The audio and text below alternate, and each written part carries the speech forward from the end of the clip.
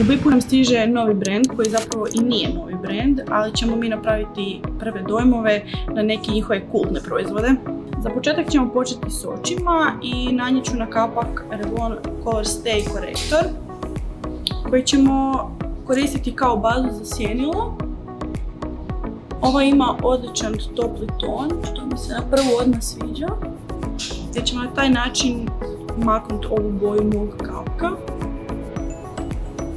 Iako se korektor na kapku vrlo brzo zapravo i sam matirao, ja ću ga dodatno matirati i njihovim Color Stay puderom u kamenu.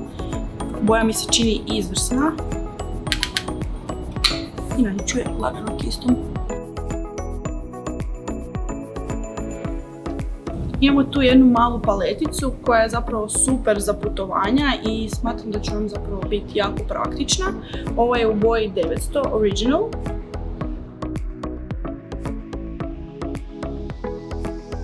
Uzela sam jednu od mat boja i nanijet ću je u sami pregib kapka kako bi nam dala dubinu.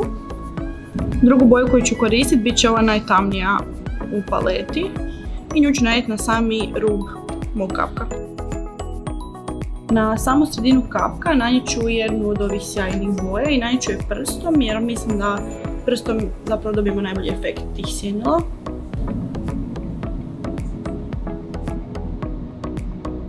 Tu imamo i Revlonov Color Stay Sharp Line tuš koji ću nanijeti samo uz korijen trepavice da ga malo isprobamo. Za ljubitelje preciznog tuša ovo će biti jako dobar tuš i meni se odmah na prvu svidio i vjerujem da će biti u mom make-up kitu. A za ljubitelje tekućih tuševa ovo je savršena mala četkica s kojom ćete se lijepo moći pozabaviti. Imamo tu i Revlonov kultni Color Stay puder za koji vjerojatno svi znaju. Dobili smo Natural Finish i Matte Finish, na mojoj koži definitivno će sigurno bolje izgledati Natural Finish pa ćemo ga malo isprobati. Puder ću nanijeti gustim kistom od Naela i nanijet ću ga od sredine prema krajnjem dijelu lica. Ono što mi je odmah upalo u oko kod ovog pudera je zaštitni faktor koji ima u sebi. Ovaj puder definitivno možete nadograđivati ako želite malo jaču prekrivnost. Ja ću svoje ostaviti na ovako prirodnom i za sad mi se jako sviđa njegov izgled. Nakon što smo nanijeli korektor na područje oko očiju i sakrili moje područnjake, cijeli luk ću dodatno matirati sa puderom u kamenu.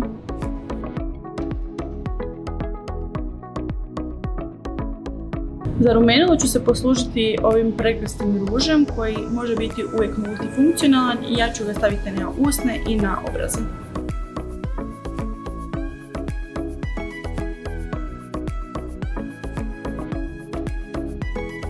Na prvi utisak ruž se super stopio sa puderom i koristio mi je kao rumenilo. Na usnama ne moram ni komentirati, boja je prekrasna i jako je kremast. Za obrve ću se poslužiti ovom Revlonovom Color Stay olovkom, čiji će mi vrh jako pomoći u tome da iscrtam dlačice precizno.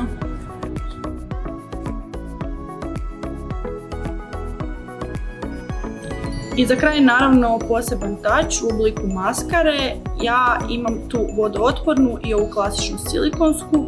Ovaj put ću se poigrati sa silikonskom da imamo što prirodni izgled i imamo što raščlanjenje trepavice.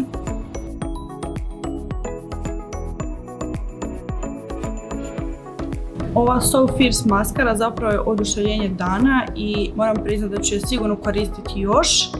Sve u svemu Revlon me jako iznenadio i jako se veselim da nam dolazi za stalno u BIP-u i da ćemo se s njim šminkati što u BIP backstage-u, tako i vi doma.